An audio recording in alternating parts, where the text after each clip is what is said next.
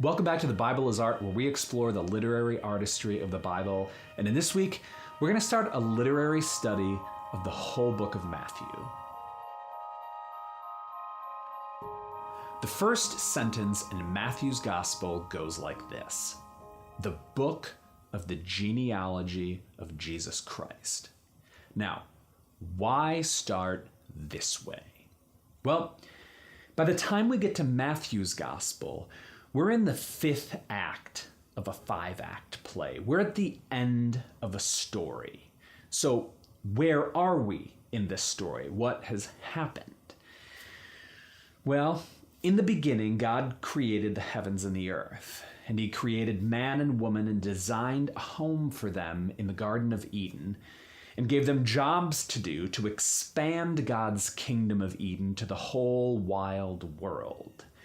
And they had one rule, but Adam and Eve broke it, so they were kicked out, exiled from the garden. Now, the interesting thing about the rest of the story in Genesis is that the book of Genesis is organized around 5 genealogies. And these genealogies start with the phrase, the book of the genealogy of some person. So, the first book in the Bible has 10 genealogies, and this is very different from every other book in the Old Testament. Well, the story goes on, and that same story that happened in the garden will happen again with the nation of Israel writ large. That is, God will make another special place, bring his people, Israel, into that place and give them rules again.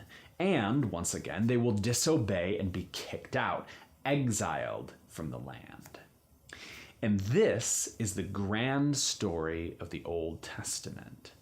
It starts high and ends low. We start with God, in God's place, and we end up without God, out of God's place. That's the story until Matthew. Now, what if you were Matthew and you wanted to communicate that something different, something new was going to happen? How would you communicate it? Well, Matthew goes back to the first book of the Bible and uses that same phrase that was used 5 times in the beginning, the book of the genealogy. And he uses it as the first thing, the first phrase in his book. Matthew is saying that what's happening with Jesus is so fundamentally different and new that it's like having a whole new Genesis.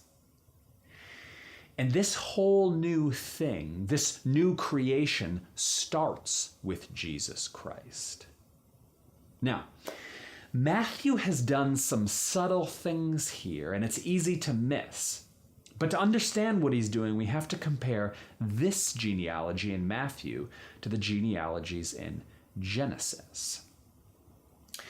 The purpose of this genealogy in Matthew is to tell us about who Jesus is.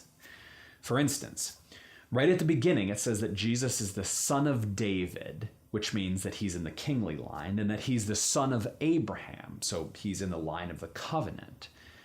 But the way that Matthew structures this first sentence hints at something even deeper about who Jesus is. Look at this. In the genealogies in Genesis, they will say that it is the genealogy of a certain person. For instance, the genealogy of Adam. And then the rest of the genealogy will tell us all the people who came from, who were generated from Adam.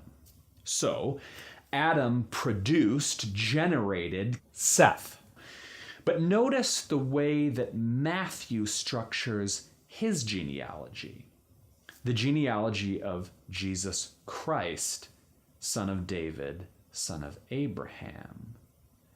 By writing it in the same way as the genealogies in Genesis, Matthew is implying that Jesus generated these people.